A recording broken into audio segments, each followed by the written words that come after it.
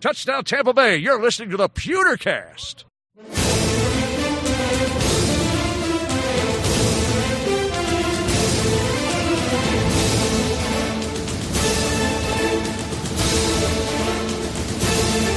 Welcome to the Pewtercast. I am Brent Allen, your host, joined as always by my good friend Ren Dax. Ren, how you doing over there, buddy? I'm doing good. Thank you for asking. How are you doing? Doing great, buddy? Man. Buddy. Buddy? Doing good, man. Doing good. Hey, we've got a hell of a show on deck for the folks out there today. We do. Yeah. It's going to be a fun one.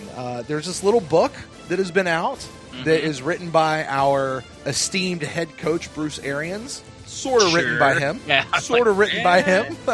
But we've actually got the guy who did the physical writing, Lars Anderson, who's going to be on with us. We'll get to talk to him all about the book, The Quarterback Whisperer, How to Build an Elite NFL Quarterback by Bruce Arians and Lars Anderson. That was a fun interview, and can't wait to dive into that. Yeah, you know, if you're a Bucs fan and have read the book, you'll love this interview. If you're a Bucs fan and have not read the book, you'll want to read the book after this interview. We've been listening, and because I listen to a lot of Buccaneers podcasts too, and it's, you know, there's nothing to talk about. That's how everyone opens their podcast. Hey, how you doing? I don't have anything to talk about, but here we go for half an hour. Right. So this is things that we try to do to bring extra stuff to the fans. Instead of just reading the book, we've taken the extra step and brought the guy in who spent all those hours upon hours upon hours with BA, hearing the stories, getting to know BA, having drinks with BA. And so we get a little more insight to who BA is as a coach, what he can expect with him and Jameis, and sort of how he's sculpted and molded his philosophy about coaching quarterbacks in the NFL. And I think it's a really good episode. But I really like this episode because no one else has done it yet.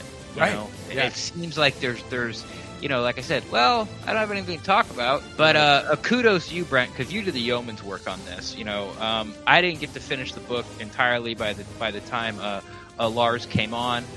Brent contacted him. It was his idea. He got him on. You know, we had a couple reschedules, and you know, so this wasn't, you know, easy peasy, lemon squeezy. But Brent put in the work, and you know, kudos to you because it all worked out. And I think once again, for the third or fourth time, it's a really great show. It should be a lot of fun. Well, before we jump into that, Ren, one more bit of business to clear up with you before we go in. Have you gotten to finish your first box of Hunt a Killer yet? Oh yeah. I'm waiting on my second one. Waiting on the second one. All right. Checking the mailbox every time I come home. Yeah. It's fun. Did you have fun with it? Of course I did. Yeah. You know, we've talked about this before, and you know, it's, you know, Cheryl, my girl, kind of, I don't know, sees herself as like an online detective. You know, right? if like they're like, if this crime, and it always happens, kind of like to be a murder, happens somewhere like actual crime in the United States, and it sort of goes, I guess, semi-viral, not like the news, you know, organizations and everyone sees it on TV, but on social media, like she'll join like these chat groups, and you know, she'll pour over the evidence, and they have this, you know, all these questions that people ask, and you know, they kind of try to figure it out as a community about, you know, really what really did happen. So taking it a step further, Hunt a Killer just took that idea and mails it to you, and it's fictitious. But once again, the quality is top notch, and it's a really great story. There's tons of stuff to sift through, and it really is as fun as you want to make it, to be honest. Like, you can dive into any little itty bitty tidbit on, you know, a police report or one line someone says in a witness report, and you could spend, if you want to, like 45 minutes to an hour just in that one line, trying to dig in and figure out if it means something else, because that's the way the game's set up. Right. It really is. Yeah. Or you could just read it and, you know, kind of like, you know, okay, this is who I think it is, and set it down and wait for your next one. So it's all about how you want to play it. But like I said, I'm having a lot of fun with it because, you know, I just like that stuff. Well, I tell you, I finished up box number 2 the other day, and I decided I couldn't wait for box number 3, so I actually went to huntakiller.com, logged in, and said, go ahead and send me number 3 instead of waiting for their process to click through, because they send it to you once a month. You can say, send it to me now. So I went ahead and did that. So I've got box number 3 on the way, and I can't wait to dig into that. The story gets bigger and broader and deeper the further you go. You've got the high school reunion murder one, Yeah, right? we're doing the same one. Okay. Yeah, Okay, we're just doing the checking. same one. So, guys, we're going to talk about Hunt a Killer and what you guys will get with that here in just a few moments. But for the episode, we've got Lars Anderson, co-author of Bruce Arians' book, The Quarterback Whisperer. That interview is coming up to you guys next, and that's on today's episode of The Pewtercast.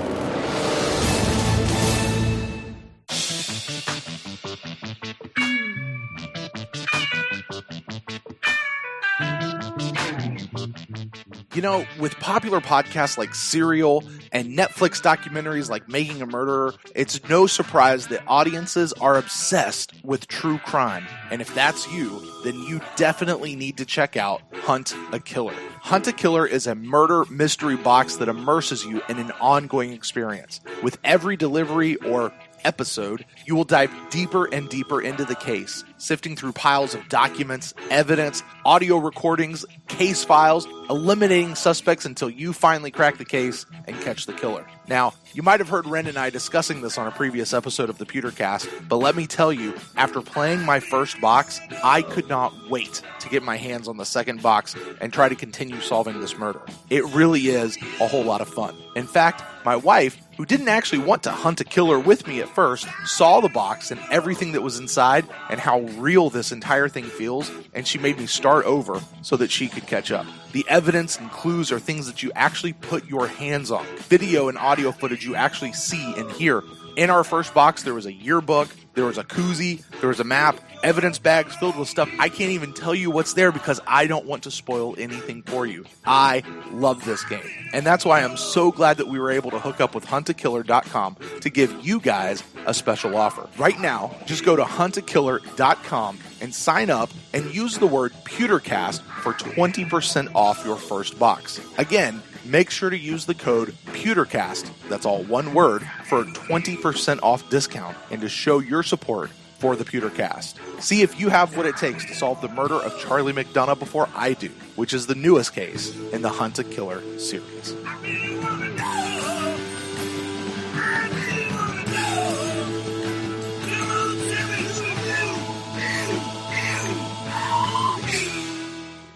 Your resume is legit as an NFL writer, if you could let the listeners know. And how did you, Bruce and Arians, hook up to get the Quarterback Whisperer started and published? Yeah, so I grew up in Lincoln, Nebraska, huge Nebraska Cornhusker fan. That was what really got me interested in college football. Went to St. Olaf College in Northfield, Minnesota, Division III liberal arts school. And then from there, I went straight to Columbia Journalism School in New York, University of Columbia, and earned a master's in journalism and was lucky enough to get a tryout at age 23 at Sports Illustrated, where I spent 20 years just sort of climbing up the masthead. I spent years as a senior writer at SI covering college football all around the country, and also NASCAR and motorsports. But primarily college football was sort of my bread and butter. And then spent 3 years as a long-form writer at Bleacher Report, traveling around the world, doing 4,000 to 6,000 word stories, including covering the Olympics in Rio. And I've also become a full-time faculty member at the University of Alabama, been starting my 6th year, where I teach journalism, mostly sort of long-form writing, magazine writing, journalism ethics, and also have written, just finished my 10th book, which will be out in September. It's called Chasing the Bear. It's basically a dual biography of Nick Saban and Bear Bryant. But how I got to know Bruce was I think he was familiar just with some of my work, and I live in Birmingham, Alabama, and Bruce's daughter lives in Birmingham. So I'm not sure exactly sort of what the initial spark was, but Bruce's agent ended up contacting my literary agent to see about the possibility of working together on a book. And, of course, I was intrigued. And so Bruce was the head coach of the Cardinals at the time. And I'm like, look, I was working at Bleacher Report, and I just pitched an idea of sort of like an all-access story to Bruce, to my editors. And they went for it. So I got BR to cover my travel. Went out to Phoenix, and for about 5 days of training camp, just sort of shadowed BA and hung out with Steve Keim, and quickly realized that they work hard and they play hard. Every night, like after their final meetings were done at like 10 in the morning, they would retreat to Bruce's suite in the hotel, and they just stayed in a hotel right across the street from the stadium. And so they'd go from about 10 to, some nights it'd go to like 2, 3 in the morning, where Bruce, who's a former bartender himself, Bruce would be pouring pretty hearty crowns for everybody, and the BS sessions and the stories would go deep into the night, and then the next day begins like 5 in the morning, and by about the second night of this, I was destroyed, and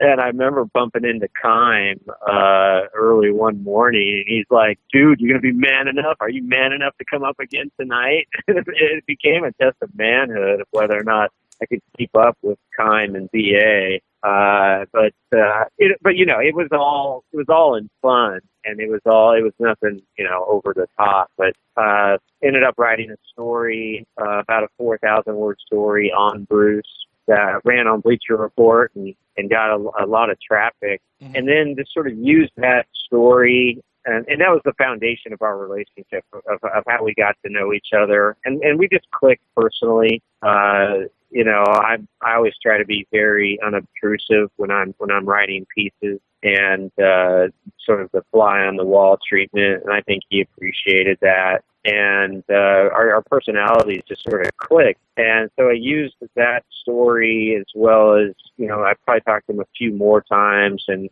put together probably a 30 to 40 page book proposal, and gave it to my literary agent. And then we were able to sell the proposal, and got a publishing contract, and then away we went. And, we did the majority of our reporting at his, there were the interviewing and writing in Reynolds Plantation, Georgia, which is what Bruce's wife, Chris, refers to as their forever home.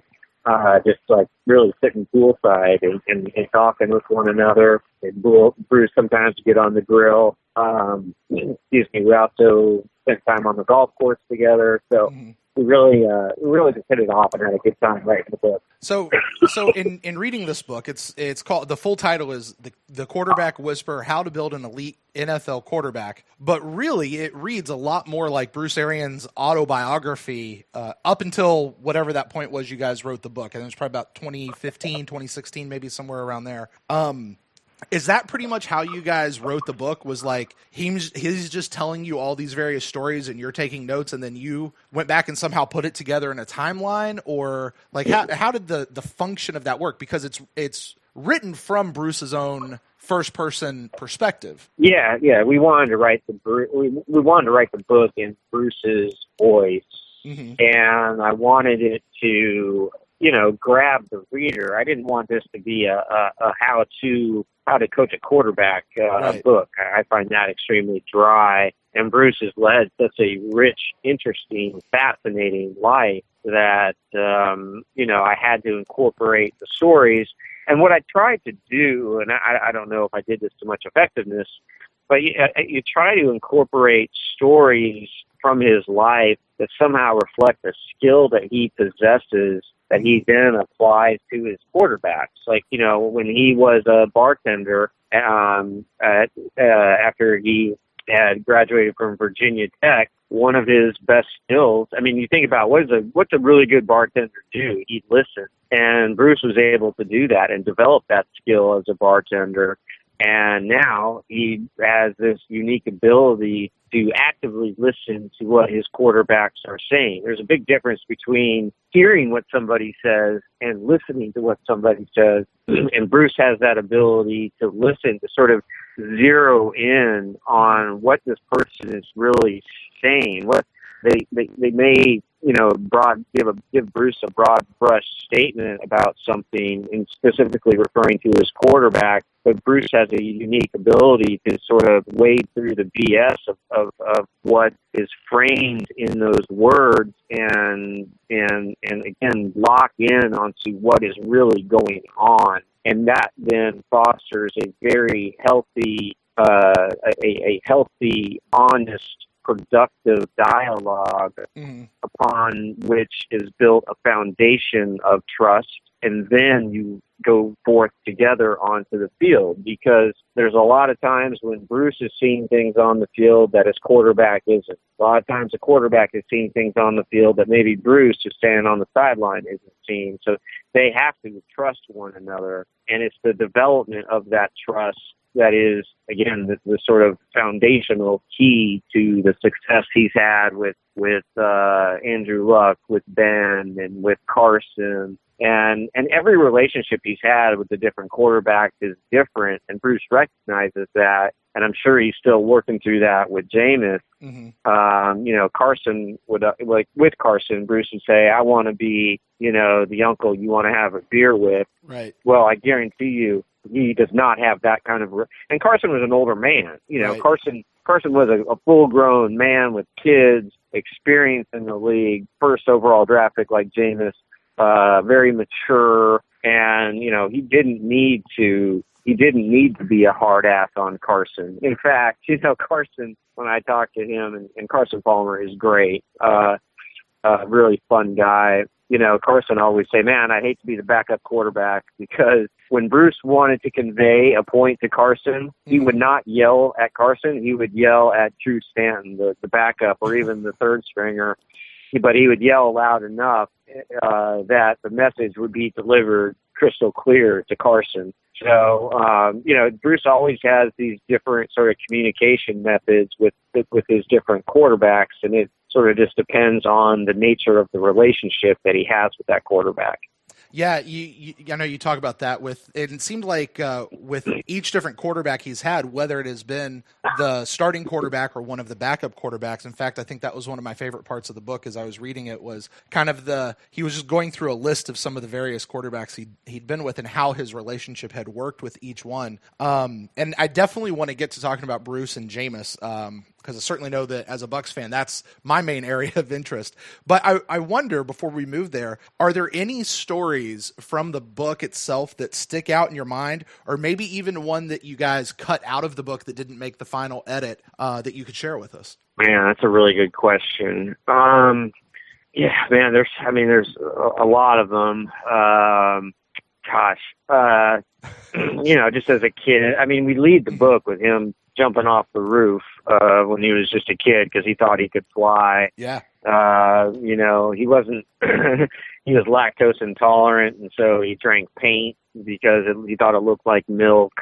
And he's always been a free speaker. And he didn't play the political game of the NFL. Otherwise, he would have been a head coach much sooner. And even when he went to go interview for the Cardinals job, the very first night, the formal interview was the next day, and he'd just been passed over. He thought he had the Chicago Bears job locked up. He thought it was a complete done deal, and ends up not happening. So he thinks he's going to go be a coordinator again, and then gets the call from Bidwell and Steve Kime to come interview in Arizona. And the interview was going to be the next day, but they ended up meeting that night at a restaurant and they order a round of drinks, and it took Bruce, I think, less than about 3 minutes to drop his first F-bomb because in front of the owner because the drinks were late arriving. And Bidwell told me that Bruce is the only person he knows who can use MF as a verb, as a noun, as a subject, and basically every part of the English language Bruce can incorporate MF into. And that's just Bruce, you know, and I'm sure you guys have been around him enough to know that he doesn't have a sort of a self-censor. And which is refreshing. And he generally speaking, not generally speaking, I know this for a fact. I don't know of one reporter that he has a bad relationship with. And I don't know his experience down in Tampa, right? I haven't been around him. I went down to Tampa and spent a day with Bruce and some other coaches, a couple months ago, just to visit. And, but, you know, I think as reporters, you guys are going to love dealing with Bruce because he's honest and he doesn't really limit access. And this story I don't think this story made it into the book. Went out to Arizona, spent time with Bruce, and they were playing spent time with Bruce during the week, and they were playing the Bengals on a Sunday night game. And it came down to the final play of the game, and Arizona kicked the field goal to win, and the Bengals were really crushed. And Bruce, after this will be interesting to see how it goes at Tampa, but after every game at Arizona, he always looked like he was in a rush, right, to get through his post-game press conference. To, you know, he's usually pretty brief with his players anyway. But he always has a tailgate out of the back of his truck for coaches and for other for players and their families. And Bruce, you know, he plays the role of the bartender. And so I go and join him out at his tailgate, and suddenly Pac-Man Jones of the Bengals comes over and gives Bruce a hug. And then the next thing you know, because the Bengals team buses are, I don't know, maybe like 50 yards away, and the Bengals are coming out of their locker room, and Pac-Man saw BA, so he went over and gave him a hug. And within minutes, I bet there was 40 Bengals lined up to give BA a hug, and he had just beat them on the field. You know, the Bengals lost a heartbreaker, but that just showed you the respect that the players, I mean, even guys who didn't know BA, the respect that the players have for him. You know, the NFL is a very small world. It may not seem like it to fans, but all these guys, especially for guys who've been around as long as BA, like, he knows everybody. Right. And the fact that Pac-Man was the first one to go over there, then the next guy and the next guy and the next guy, it really showed me something, you know. And Bruce loves those tailgates. I think alcohol is illegal in the parking lot around the stadium in Tampa. So we'll see if Bruce can somehow circumvent that and keep that tradition alive of having the post game tailgate. And he would do it win or lose. You know, he always says it's like the people at Ole Miss in the Grove. They say they've never lost a tailgate, and I'm here to report to you that Bruce has never lost a tailgate either after a game. Yeah, that was one of the things I noted while reading the book, and I always had the thought while reading it of, like, if I just happened to stick around long enough, could I potentially crash that after a game? Oh, absolutely. just hang out. If you can get into,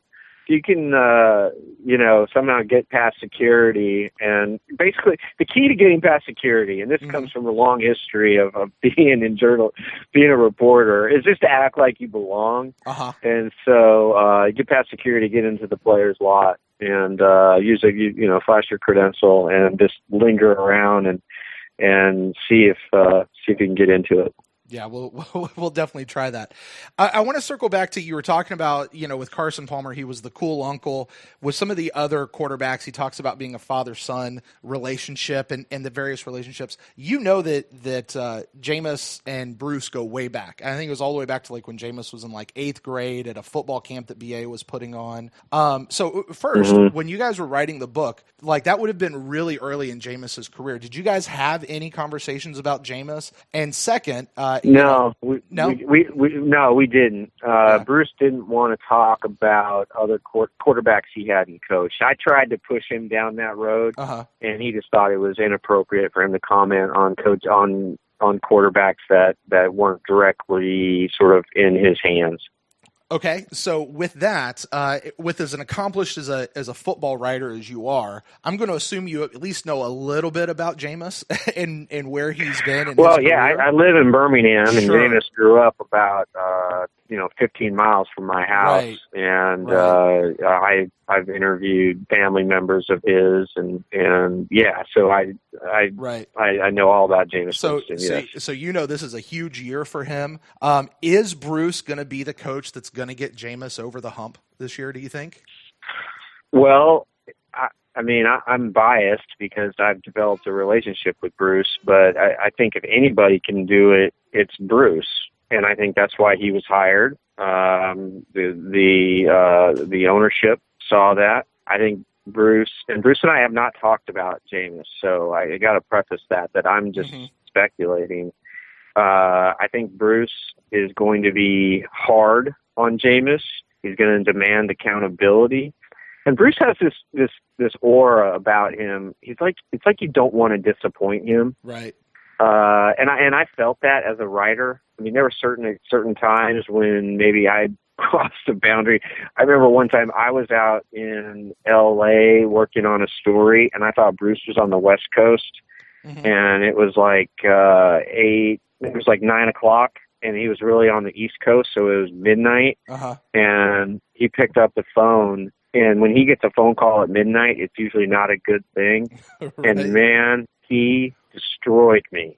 He destroyed me. And because again, I mistakenly thought he was on the West Coast, so it was only 9 o'clock. But it was really, where he was, it was midnight, and he was not pleased at all. And so I got a little bit of the other side. Right. And of the coach him hard side. Yeah. That coach him hard level later. You got that other side. Huh? But it's a really hard characteristic to define about. It's just you don't want to disappoint him, and because he demands so much respect, and he has so much respect of the guys in the locker room who know him already. But he's got. Jameis has got the talent clearly, but. There's work to be done, and I know that Jameis is not going to be able to cut any corners when it comes to preparation. And I don't presume to know what he was like under the previous coaching staff, but he's not going to be able to cut any corners. He's not going to be able to be late for meetings. He's going to have to take on a leadership role. He's going to have to know the playbook back and forth. He's going to have to know how to go through his progressions. He's going to have to realize that the most important thing is not turning the ball over. Just all these fundamental things that Bruce and every quarterback coach teaches. But Bruce will put him in positions to succeed. And Bruce is not this sort of autocratic head coach that slams plays down the throat of his quarterback. He always works with his quarterbacks. Right? They'll meet on, I think, usually Thursday nights, and he'll ask Jameis, put on the board your 15 favorite pass plays, and then explain to me why you like this week. And then Bruce will incorporate that into the opening script. And usually he'll stick to his script for the first three quarters. He'll have the first of down and distance and time. All of that is scripted out of plays that Jameis has said that he has liked. And then fourth quarter, that's Bruce's time. That's gut calls time. And make no mistake, Bruce is going to push the ball deep. He is going to, you guys, I'm sure have heard his motto, no risk it, no biscuit. He's going to throw it long at least 5 times a game, maybe as many as 8, and going to try to stretch that defense as best he can. And, he always, late in games, if it's a 3rd and 4, and maybe you run the ball, get 2 yards, and punt it. He's not going to do that. He's always going to go for the kill shot and try to go for the throw. I think he's probably the most aggressive coach in the NFL when it comes to that. It doesn't always work out. Mm-hmm. You know, not all play calling does, and there have been instances in his career where it hasn't worked out, but that's who he is. He's a very, very aggressive. I think the players like that. They see that out of him. And, you know, Bruce also knows how to manage a locker room very well. And you know, he'll identify very early on sort of who the leaders are on both the offense and the defense. Mm-hmm. And he will do everything in his power to win over those leaders, to buy in. And once you get the leaders to believe in you, those leaders then take that back to the other players, right? It has like this trickle-down effect. Mm-hmm. And again, Bruce goes back to bartending. What's another thing that bartenders do really well? They read body language. And Bruce is an expert at just the power of observation and body language. And you know, there's an anecdote in the book about Peyton Manning. He was able to read Peyton Manning's body language really well. He knew when Peyton was upset about something before a game, and Bruce would kind of play some mind tricks on him and to get him sort of out of whatever was upsetting him, just get him refocused.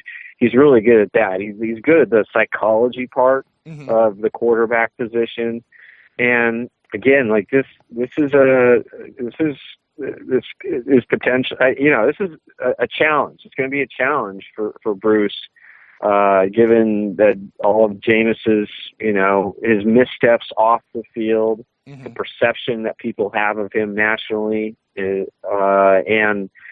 and his poor decision making on the field, just throwing the ball to the other team. I mean, that is rule number one for any quarterback coach, is don't throw the ball to the other guy. But at the same time, you have to trust yourself that you need to know where you're putting the ball. That's where your receiver is going to be. And that goes back to studying the playbook. So, I mean, again, you guys are no better than me. What have the issues been? Is it that Jameis hasn't known the playbook? Is it his mechanics are off, so the ball's sailing on him? I mean, there's so much that goes into it. But, you know, I can't imagine a better person to be in Jameis's ear all the time other than Bruce. And also Bryon Leftwich, too, which is a great hire. I spent time with Bryon Leftwich, did a story on Byron when I was at Bleacher Report.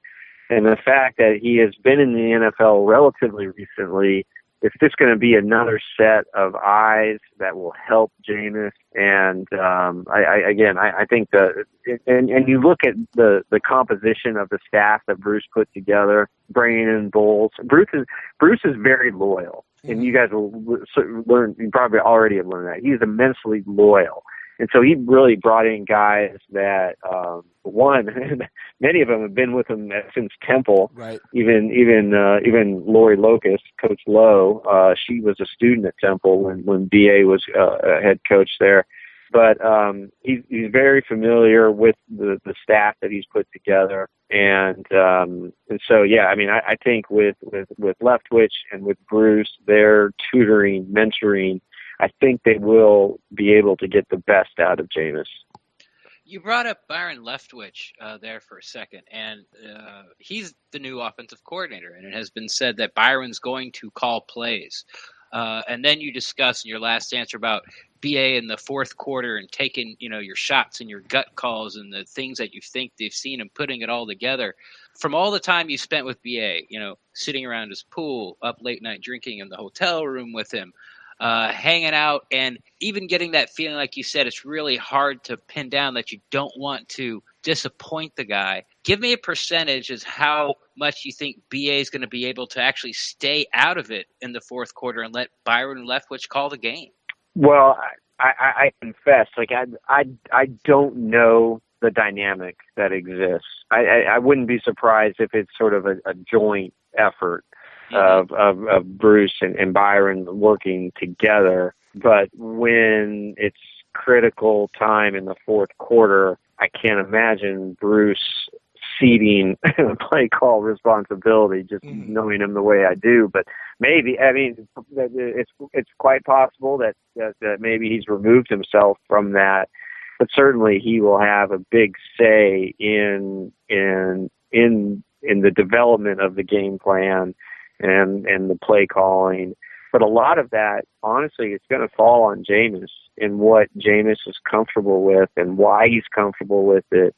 And, what routes he likes to throw. It's 3rd and 4 on the opponent's 27-yard line. What do you like? Do you like, and they'll go through every possible scenario and there'll be 5 options. Which option do you like best? And explain to me why.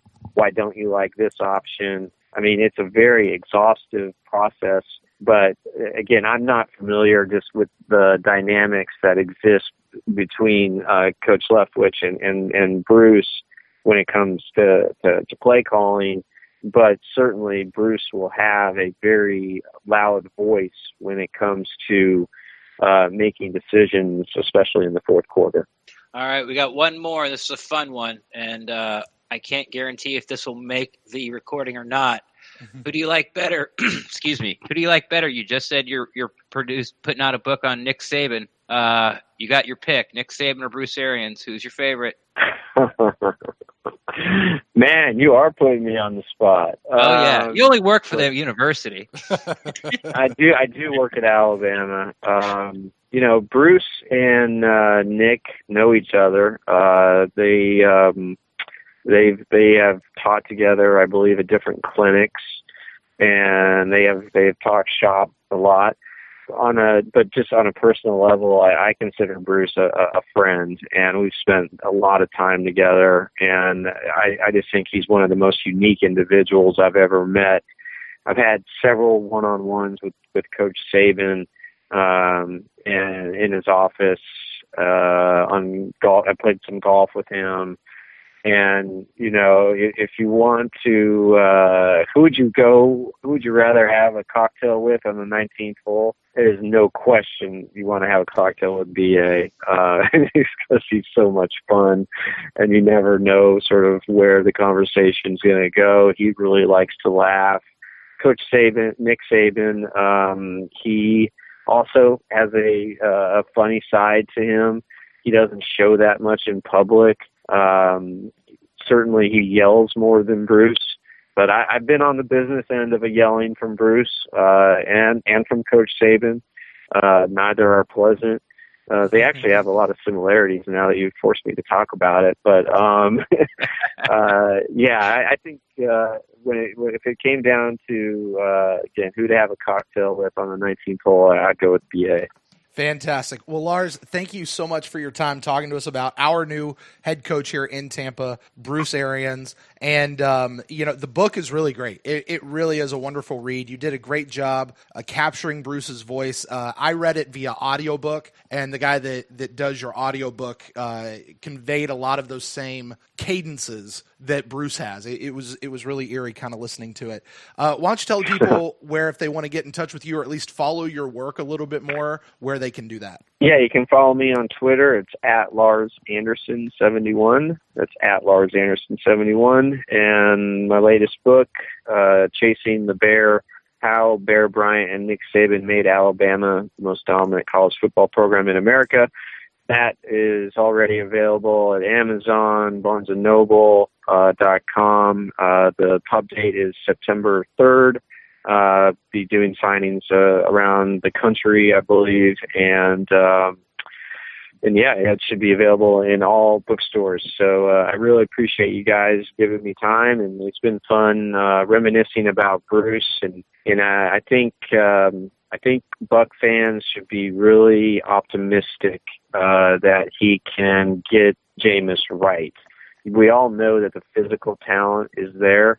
And I think it's more sort of between the ears, and that's where Bruce excels and at fixing quarterbacks. And you just go back and look at the history that he's had. He has coaxed the best years out of quarterbacks everywhere he's been.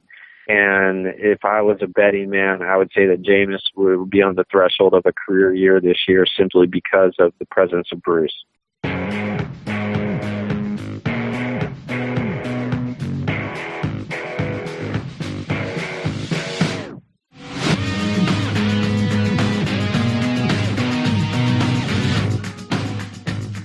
All right, well, that was Lars Anderson, co-author of The Quarterback Whisperer, Bruce Arians' book. Pretty much an autobiography, Ren. But man, that was a fun talk to get to talk to him, get a little bit more insight into our new head coach here in Tampa. Yeah, it was a lot of fun to listen to him, and I hope this gives our listeners some insight on to sort of who BA is. I think all the beat reporters at one time or another, as soon as he was hired, went out and got his book, and read it and used that as sort of background from BA. But, listening from the guy who wrote the book and getting a couple stories and, asking him, we asked him some near the end, I sort of threw in a couple of tough questions. One was a funny one, about the Nick Saban or Bruce Arians, but sure. This guy spent a lot of time with BA, and he was talking glowingly about BA, and it's like, tell me, is BA going to be able to not bump Bryon Leftwich out of the fourth quarter, with down by 4 with 6 minutes to play? Do you think BA is going to be calling the plays? And right. He danced around a little bit. He's not exactly familiar about what Bryon Leftwich is actually here to do, what BA's role is specifically, but it was great to hear from him. And again, I just hope Buck fans enjoy it and get a little more insight from the guy that got the stories. Yeah, and for the record, I don't even think BA knows if he's going to be able to stay out of the headset in that fourth quarter. He himself said that. Yeah. Yeah. We were there, it was, Byron even jokes like, well, we'll see, we'll see what he can do. Right. We'll see if he does, hi. And everyone laughed. And the way Byron said it was like, yeah, there is no chance in hell he's not going to be jumping in eventually. But then on the flip side, let's just hope the Bucs are up by, 35 points going into the fourth quarter. They won't have to. Yeah, there you go. That'll certainly solve it, right? And that will happen every week. Every single week. You're calling it right now? I'm calling it. Saying Vegas is a liar? Dirty, rotten liar? There you go. Yes, there yes. You go. I would bet, a large amount of money for me, a percentage of my income, what I consider large, that the Bucs would win more than 6.5 games is what the last time I heard that the over-under is on wins for the Buccaneers in Vegas. Right? I would do that if it wasn't for that 7-week no home games. Like that's it's going to be tough. It's going to be tough, but we have the coaching staff that has the experience to keep these guys on track and not get derailed just by that. Sure. But still, it's it wears on you. Yeah, and I mean, BA himself said he's pretty pissed about it. But what are you going to do? That's the schedule. The schedule is what the schedule is. You got to play it.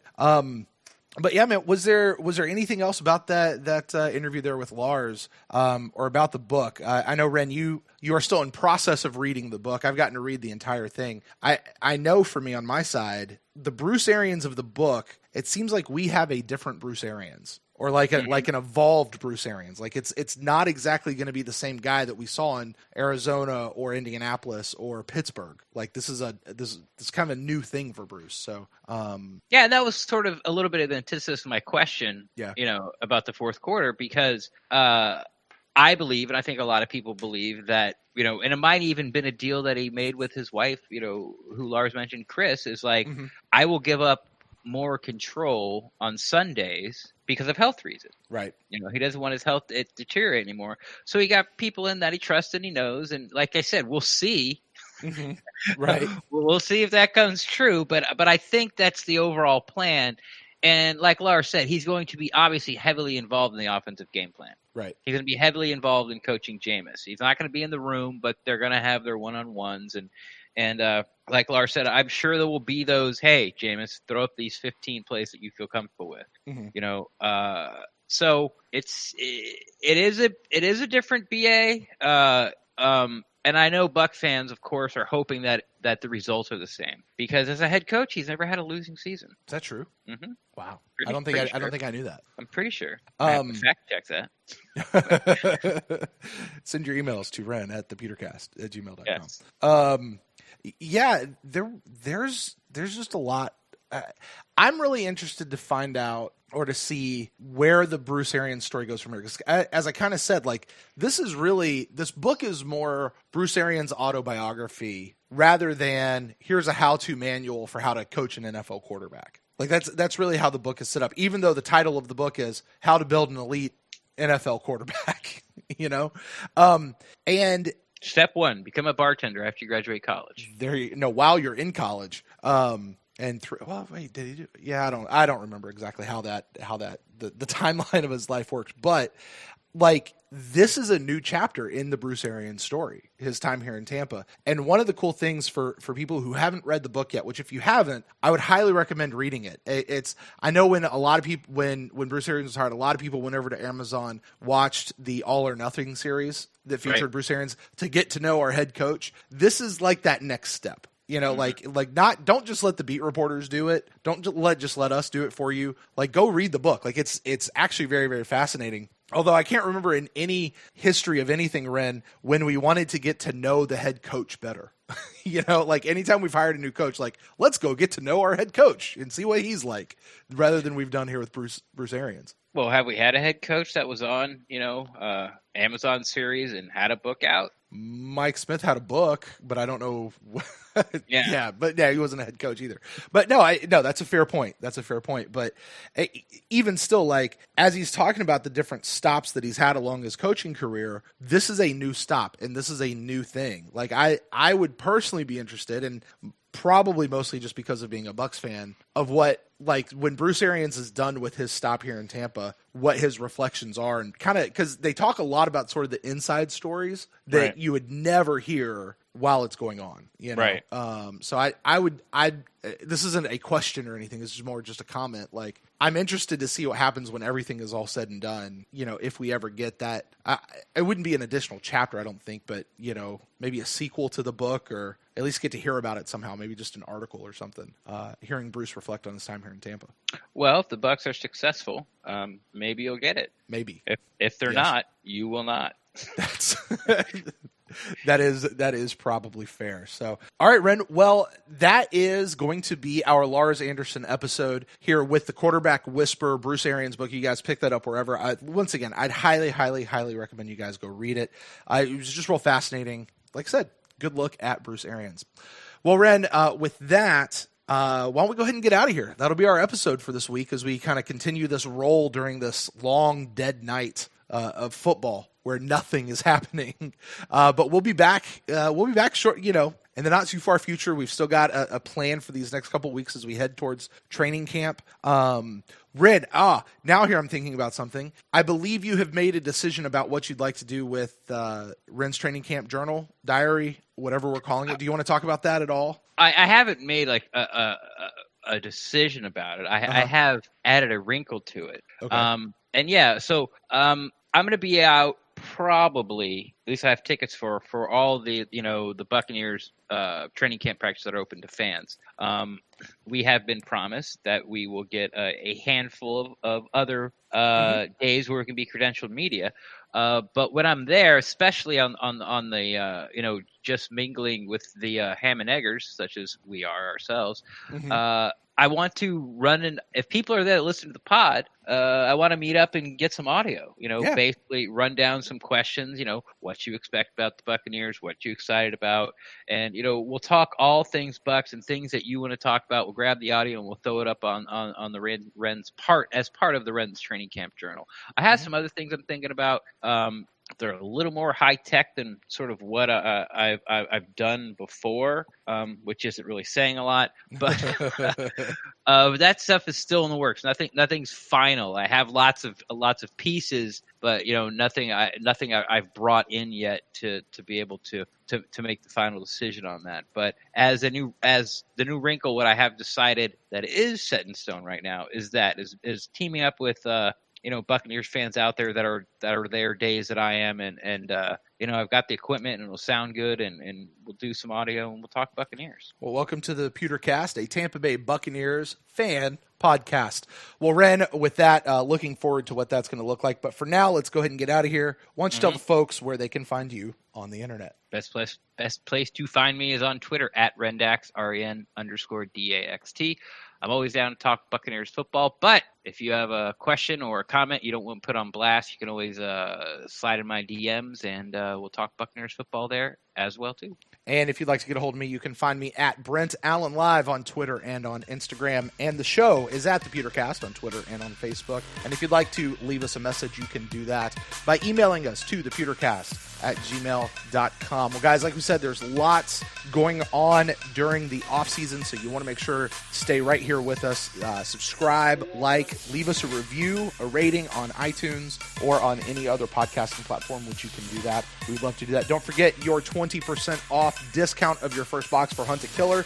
Just use the promo code PewterCast at checkout. You can do that there as well. And I'd like to say thank you to our patrons. If you'd like to join us at that spot, you can find us over at patreon.com/thepewtercast, and we'd love to hook up with you there as well. Well, until next time, guys, we'll close out the show as always. Go Bucs!